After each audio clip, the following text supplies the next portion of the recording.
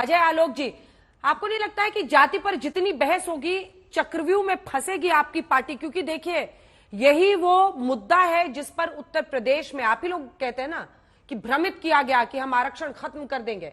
देखिए वो जब जब का सेंसस की बात करेंगे, वो जब जब जाति जाति पर खेल को ले जाएंगे, तब तब फायदा उनको ही होता हुआ दिखाई दे रहा है। हम नंबर्स दिखा रहे हैं आपको, चाहे बिहार हो, यूपी हो, दलितों का जो वोट है हम आपको दिखा रहे हैं कि 24 में आपको कैसे नुकसान हुआ है। ऐसे में अनुराग ठाकुर का सदन में पूछना नहीं, उनकी टिप्पणी थी, हर कोई कह रहा है कि पूछा है, उन्होंने पूछा नहीं, उन्होंने टिप्पणी की।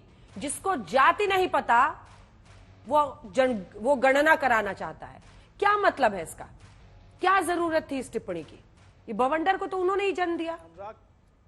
अनुराग ठाकुर ने कहा, देखिए अंजना जी, किसी टिप्पणी का आपके पास जब क्योंकि आपके पास जवाब नहीं है। अनुराग ठाकुर ने पूछा नहीं, अनुराग ठाकुर ने कहा कि जिसको अपनी जाति का नहीं पता वो गणना की बात कर, उन्होंने नाम नहीं लिया, लेकिन जवाब देने के लिए लोग खड़े हुए, अपनी बेइज्जती मानने लगे। पता नहीं कितने भयानक बेइज्जती हो गई। सच्चाई तो ये है ना, राहुल गांधी कहां से लाएंगे जात? जात ला ही नहीं सकते राहुल गांधी।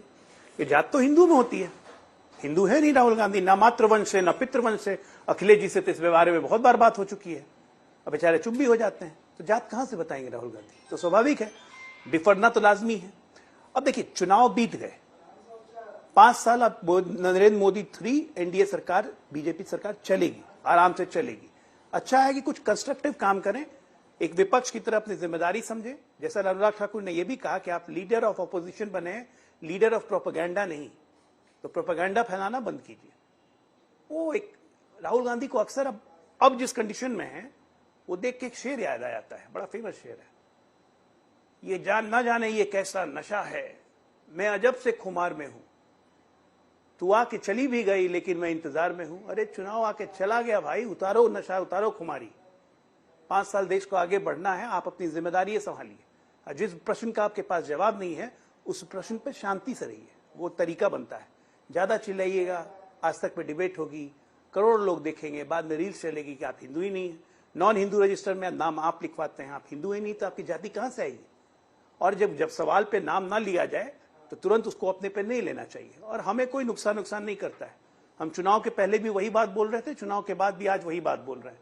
चुनाव के पहले 10 साल नरेंद्र मोदी पार्ट 1 पार्ट 2 ने इस देश की जड़ों को मजबूत किया, नींव को मजबूत किया, और अब समय है इस जब मजबूत जड़ और नींव पर एक मजबूत व्यवस्था खड़ी करना, मजबूत भारत खड़ी करना। प्रधानमंत्री जी, वित्त मंत्री जी, इस देश का बजट चंद्रमुखी उद्देश्य की बात करता है, हम लोग उसी पे काम कर रहे हैं, लेकिन इनको संसद को डिस्टर्ब करना है। राहुल गांधी की जाति पर एक सेकंड जी, चूंकि आप इसको इतनी मुखरता से उठा रहे हैं, राहुल गांधी की जाति पर इस देश में सामाजिक न्याय की धुरी टिकी हुई है।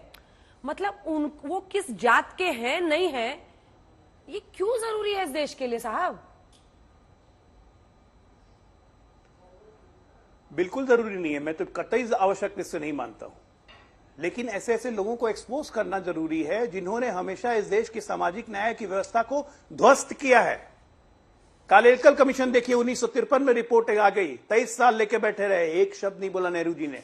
क्या शब्द थे नेहरू जी के? आरक्षण की व्यवस्था देश में 2 नागरिकता के एक मायने स्थापित करेगा। ये जवाहरलाल नेहरू थे। काका कालेकर के बाद आता है मंडल कमीशन। मंडल कमीशन इंदिरा गांधी, राजीव गांधी, सब लोग लेके बैठे रह गए। राजीव गांधी के क्या शब्द थे? Idiots cannot be promoted at the cost of reservation। बुद्धुओं को आगे नहीं बढ़ा सकते आरक्षण की आड़ में। ये तो सारा पेपर्स में छपा था, मेरे शब्द नहीं है। 1.5 घंटे लोकसभा में इसी आरक्षण के खिलाफ राजीव गांधी ने भाषण दिया, मेरे शब्द तो नहीं है। ओबीसी कमीशन 23 साल लगे संवैधानिक वैधता देने में, हमारा काम तो नहीं है। आपके पुरखे, आपके पूर्वज लगातार इस आरक्षण व्यवस्था का विरोध करते रहे, इस प्रणाली का विरोध करते रहे, वो इस व्यवस्था को देश में लाना नहीं चाहते हैं। और आज आप सडनली लगातार 3 चुनाव हारने के बाद जोर जोर से चिल्ला रहे हैं कि हम जातीय जनगणना करवाएंगे, जातीय गणना करवाएंगे। और जातीय जनगणना करवा के आप करते क्या है साहब? वो तो कर्नाटक में आपने दिखा दिया कि सारे के सारे मुसलमान बिरादियों को आपने ओबीसी बना दिया। National commission of backward and इसने ऑब्जेक्शन किया, मामला कोर्ट में गया। आप तो अब लौट रही हूँ, ठीक है। और एससी का आरक्षण छीन एक प्रश्न मुझे सबसे मुसलमानों को देना चाहते हो, मंशा तो आपकी है ना, अपनी मंशा को स्पष्ट कीजिए। ठीक है अखिलेश जी, मतलब ये बार बार बीजेपी पूछती है, लेकिन यही सच्चाई है, क्योंकि यही इतिहास है। अगर आपने काका कालेलकर की रिपोर्ट को लेकर कुछ नहीं किया तो ये सच्चाई है। आ जाइए, आप जब 1980 के दशक में मंडल कमीशन की रिपोर्ट हुई, 9 साल तक आपने लागू नहीं किया, 90 में लागू हुआ, उसके बाद से पूर्ण बहुमत की आपकी सरकार ही नहीं बनी, बिहार यूपी में तो आ ही नहीं पाए। अब सवाल यह है कि 11 के सेंसस के भी आंकड़े आपने दबा के रखे, बोलते रहे कि इसमें गड़बड़ियां हैं, ठीक कर रहे हैं, ठीक कर रहे हैं, ठीक कर रहे हैं। 14 तक आपने कुछ नहीं किया। और अब जब आपको लग रहा है कि जाति के आधार पर बंटता हुआ हिंदू आपको वोट देगा, तब आप जाति जाति जाति जाति, बजट पर चर्चा जाति, फला पर चर्चा जाति, कास्ट सेंसस ऐसा कर रहे हैं जैसे कि कास्ट सेंसस हो गया तो इस देश का उत्थान हो जाएगा। कास्ट सेंसस होने के बाद इस देश में सामाजिक न्याय की गंगा बहेगी। मुझे नहीं समझ में आ रहा है ये कैसे आप करेंगे। मेरे प्रश्न के 2 हिस्से हैं। पहला यही कि आप पहले तो कहते थे कि मतलब मंडल कमीशन की रिपोर्ट की सिफारिशों को लागू करने में आप लोग पीछे रहे। अब आप कहते हैं कास्ट सेंसस से आप आरक्षण को और बढ़ाएंगे, तो करेंगे क्या आप कास्ट सेंसस का? कास्ट सेंसस का नेट रिजल्ट क्या होगा? क्योंकि बिहार में हमने देखा है 50 से 65% किया, हाईकोर्ट ने उसको स्ट्राइक डाउन कर दिया है, तो करेंगे क्या?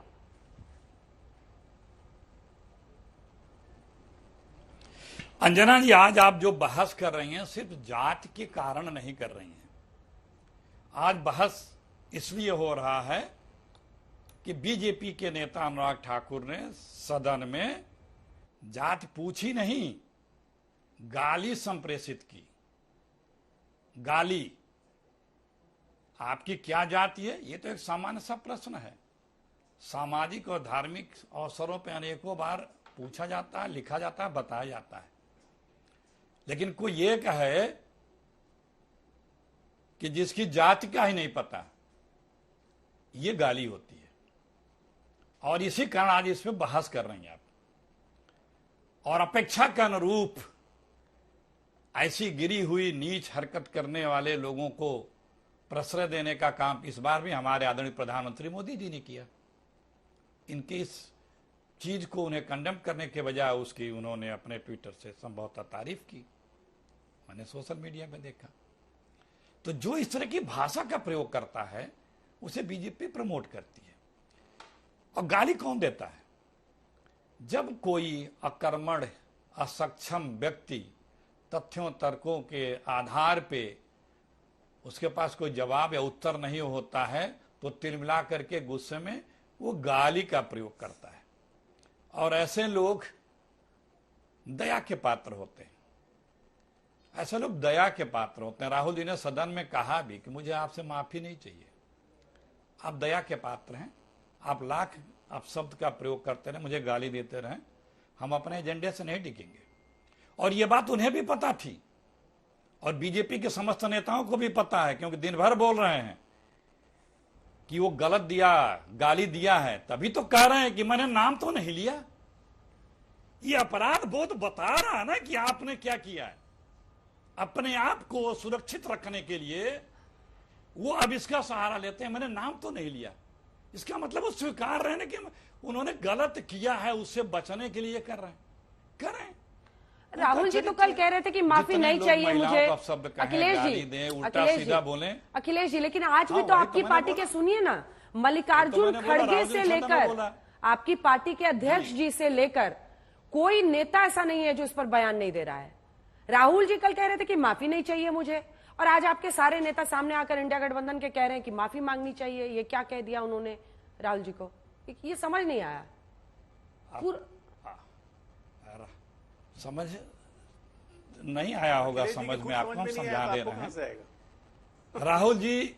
राहुल जी जो है बड़े दिल वाले, उन्होंने अपनी बात कही। उनके समर्थक, उनके पार्टी के अध्यक्ष, नेता या हम जैसे कार्यकर्ता इस बात से रंज हैं, गुस्से में हैं कि हमारे नेता को, देश के नेता को अपशब्द कहा गया। हम अपनी भावनाओं के अनुरूप अपनी बात को प्रकट कर रहे हैं। उन्हें माफी मांगनी चाहिए और माफी उन्हें मांगनी भी चाहिए। लेकिन ऐसे लोगों को प्रमोट किया जा रहा है, ऐसे लोगों को, और किया गया पिछले 10 वर्षों से। ऐसे लोगों को इतिहास गवाह है। अब शब्द करने वाले, गाली गलौज करने वाले, अमर्यादित भाषा का प्रयोग करने वालों को बीजेपी में प्रमोशन मिला है, पद मिला है। जवाब दीजिए जालो। पद जवाब इनका छीना गया माननीय सम्मानी का। हो सकता है कि अंजना इनको जी, लगता हो कि गाली गलौज करके अंजना फिर जी, इनको अच्छा, पुरस्कृत ये- हो सकते मैं- हैं, तो इसलिए उनको लगता होगा। मैं बोल दूं? लेकिन जो बात है अच्छा सुनिए, वो यही है अंजना अखिलेश जी सुनिए ना, हाँ, हो हाँ, गया। हाँ। कि बीजेपी अखिलेश जी डरी सुनिए। घबराई और परेशान और स्तरहीन भाषा पे जा रही है। उसके पास तथ्य तर्क होते जो बीजेपी स्वयं पहले कहती थी कि हम जाति जनगणना कराएंगे। यूपी का डिप्टी सीएम मुख्यमंत्री को चिट्ठी लिखता है, नियुक्ति विभाग के सेक्रेटरी को चिट्ठी लिखता है कि जाति के हिसाब से आरक्षण कितनों को दिया है आपने हमारे यहाँ, हमें उसका डिटेल अवगत करावें। डिप्टी सीएम यूपी का 1 हफ्ते पहले ये लोग खुद बोलते थे, अभी भी बोलते हैं, इनके अलायंस पार्टनर बोलते हैं कि जाति जनगणना चाहिए हमें, चाहे यूपी के सारे हों चाहे बिहार के हो, कहीं के हों। तो डबल स्टैंडर्ड बीजेपी का है और कोई उत्तर नहीं है। तो फिर वही जैसे मैंने कहा कि जिसके पास उत्तर नहीं होता वो गाली गलौज अंजना जी का कितना बोलेंगे? ठीक है, वो स्तर पे बीजेपी आज है। और अगले लगातार जब तक इस सत्ता से बाहर नहीं होगी और उसके बाद भी ठीक है। शब्दों का, अमर्यादित शब्दों का और गाली गलौज की भाषा इनकी नहीं, जारी मैं रहेगी। मेरे प्रश्न का दूसरा हमें कोई हिस्सा था, आश्चर्य उसका आपने नहीं है। जवाब नहीं दिया। क्योंकि लेकिन मैं अब इनके सेकेंड पास राउंड, तथ्य पर अखिलेश जी आत्मजवाब आज आप देने बहुत का- स्लो मोशन में बोल रहे हैं, आई एम सॉरी, लेकिन बहुत धीरे धीरे बोल रहे हैं। थोड़ा सा मतलब अगर तेज गति से बोलेंगे तो टाइम भी बचेगा। अभी 2 मेहमान के पास मैं गई भी नहीं हूँ।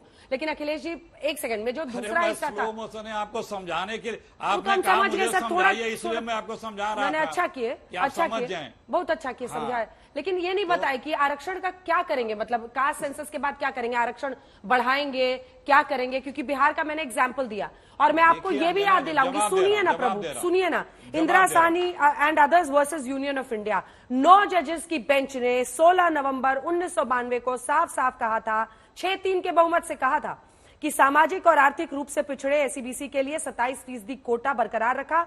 3 प्रमुख बातें थी जिसमें आरक्षण के लिए अर्हता पाने का मानदंड सामाजिक शैक्षिक पिछड़ापन था। दूसरा, पदोन्नति में आरक्षण की अनुमति नहीं दी जाएगी प्रमोशन में। और तीसरा, पुनः बता रही हूं आपको, तीसरा 50% की सीमा बरकरार रही जैसा अदालत के पिछले फैसलों में तय हुआ था। एक बेसिक बात है। तो फिर आप बताइए कि कास्ट सेंसस में जब आप कहते हैं जिसकी जितनी भागीदारी उतनी उसकी हिस्सेदारी, क्या करेंगे आप? क्योंकि इस देश की सर्वोच्च अदालत ने पहले ही रूलिंग दी है। चलिए, मैं बिहार आपको में जवाब जब दे रहा आरक्षण बढ़ाया मैं आपको जवाब दे रहा तो हूं। हाईकोर्ट ने स्ट्राइक डाउन कर दिया। क्या आप धूल झोंक रहे हैं जाति के नाम पर? मैं मुझसे पहले तो बीजेपी इसी तरह की जनगणना की बात कर रही थी।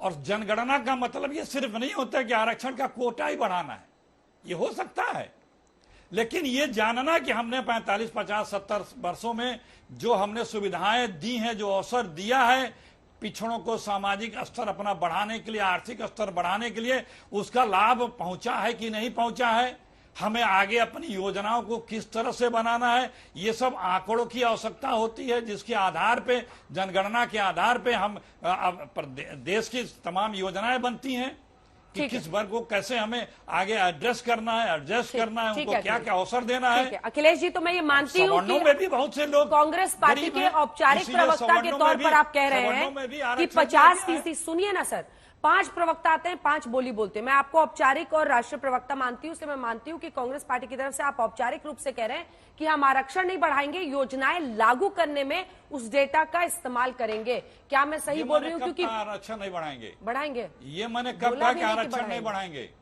मैंने कहा कि इसके अलावा भी, हाँ, इसके अलावा भी मैंने कहा कि ये अवसर जो दिया गया है उसमें क्या प्रभाव पड़ा है, हाँ। कितना लाभ लोगों को उठा है कि नहीं उठा है, तो आरक्षण मिला है कि नहीं बढ़ाएंगे। मिला है, आगे हम योजनाएं कैसे बनाएंगे, जनगणना के अनुसार जो हमें आंकड़े मिलते हैं उसके अनुसार आगे उनके बेहतरी के लिए कार्यक्रम बनते हैं।